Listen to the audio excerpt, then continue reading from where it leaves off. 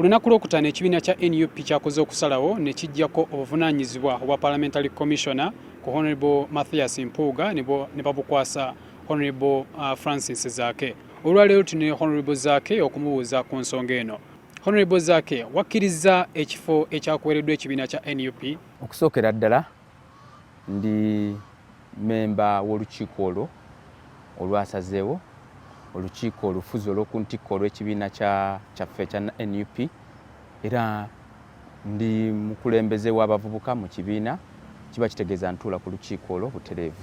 Era we bampita sinsi omulimu nali ngukozeekokko ne ŋŋamba nti nkyaniriza kubanga nina obumanyirivu mu kyo, ate nga nakikolako emyezi mitono nnyo kumpi ssaawa na mwaka, gy'emyezi gyalinga 6-7 kwe kunfulumya olw'okuba nali mbuuza ebibuuzo ebikakali ku nsaasaanya ya palamenti eyo.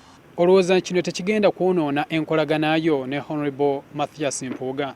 Nali naye mu komishoni yemu era ng'amanyi bulungi nnyo obusobozi bwange. Nsuubira era singa yali mu lukiiko olwo naye yandibadde omu ku baawagira okuba nga nsobola okuba nga mbeera omuntu asobola okuba nga nsobola ekifo ekyo, kuba nali ntula naye munda, yali amanyi engeri gye nali nkolamu omulimu gwange, era naye yandimpagidde bulungi nnyo, era simanyi nti asobola okuba nga agamba nti ti ate Zaake munyigidde nnyo. Sisumusuubiramu kubanga y'omu ku bantu bendabye nga njigirako ku bintu bingi nnyo, so simusuubira kubanga ate enkolagana yaffe yonooneka, wabula kye musuubiramu kiri kimu, kukola kintu ekya kisajja kikulu okulaba nga naffe tumuyigirako nti ensobi weebezze omuntu ogikkiriza n'osobola okugenda maaso nga bwe yagikkiriza.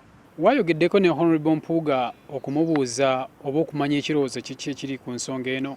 Nze ng'omuntu we musangira era nsobola okwogera naye, era na wano wennyini nsobola n'omukubira essimu yange gyakwata amangu ddala, era mmanyi nti tujja kuba twogeramu mu mbeera yonna kuba tulina ebintu bingi ebitugatta. Tuva mu kibiina kyekimu, ffenna tuli Baganda, ffenna tuli Bakatuliki, ebitugatta bingi nnyo, ate nga nze kumpi andabanga mutabani we. Singa Honorable Mpuuga agaana okuva ku kifo kya Commissioner, ogenda kuzzaako ki? Sikisuubira kubanga agaana, naye kusinziira ku bigambo bya zaayogerako emabegako awo, nze ndowooza asobola okwekuba mu mutima n'akola ekintu ekituufu ekirina okuba nga kikolebwa, kubanga yakkiriza ensobi nti ensobi yaliwo era ensobi n'agyetondera.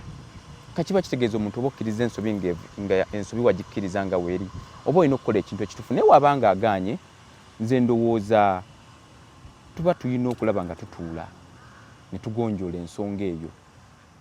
Wadde baatuula ne bigaana, naye nze ndowooza wakyaliwo omukisa omulala okulaba nga tugonjoola ensonga eyo.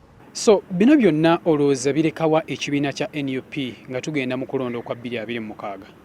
Nze kye ndowooza bannayuganda kati balaba ensonga lwaki engule yatulema okwambala 2021.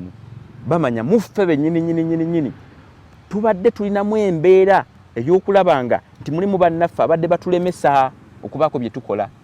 Nze NUP ngimanyi ng'ennyanja, buli kintu ekitatali kiramu nga kifu kidda kungulu. Kati essaawa ya leero bannayuganda bagenda tutuuka ekiseera balabe ebifu biriwa mu NUP, bidde kungulu tubijjemu, ennyanja ebeere nga njerufu, twambale bulungi nnyo engule.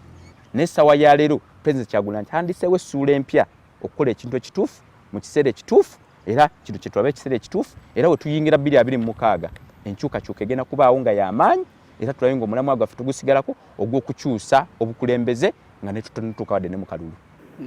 Webula nnyo Honorable bw'oli kukkiriza kwogerako naffe. Amiina.